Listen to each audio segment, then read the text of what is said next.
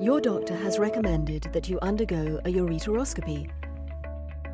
During this procedure, a ureteroscope with a tiny fibre optic camera is inserted through the urethra and bladder into the ureter or kidney.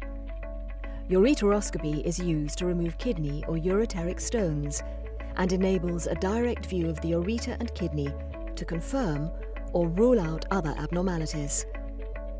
This animation shows the removal of a kidney stone. Ureteroscopy is typically performed with the patient under general anaesthesia.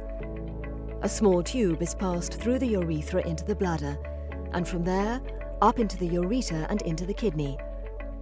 A contrast study may be performed to assess the anatomy of the renal collecting system before stone removal. A contrast agent, or dye, is administered through the tube into the ureters. X-ray images clearly outline the urinary channel and exact position of the stone.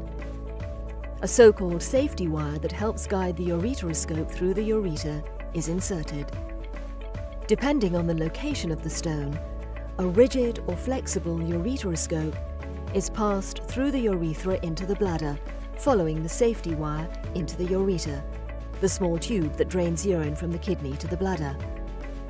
Once the stone is located, it may be pulled out directly with a so-called stone basket, or a laser is used to break the stone into smaller pieces before extraction using the basket.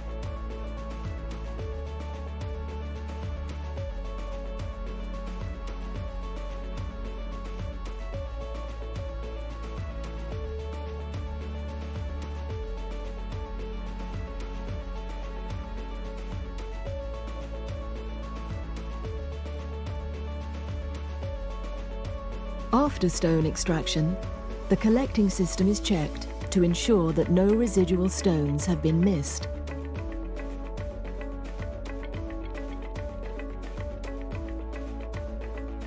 Your doctor may place a temporary small tube, called a stent, within the ureter at the end of the procedure to ensure that swelling does not block the drainage of the urine. A catheter, which is a tube placed through the urethra into the bladder, may be used to drain the bladder. This catheter remains in place with the use of an inflated balloon. The catheter and stent are usually removed shortly after the procedure. You can leave the hospital once you are able to empty your bladder sufficiently and you have no fever or pain.